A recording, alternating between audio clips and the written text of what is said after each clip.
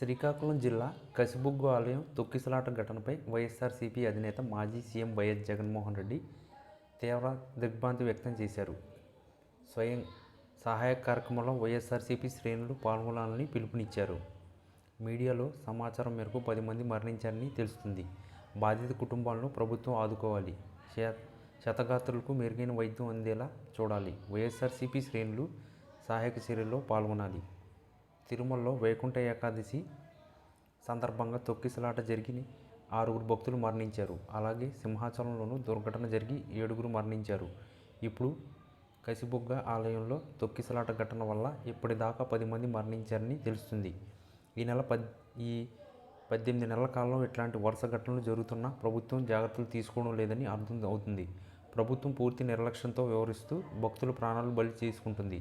చంద్రబాబు అసమర్థ పాలనకు నిదర్శన ఇది. ఎకనైనా కళ్ళు తెరిచి తప్పులను సరిదిద్దుకోవాలి అని జగన్ పేర్కొన్నారు. ఈ వీడియో కనుక మీకు నచ్చినట్లయితే please like, share and subscribe channel.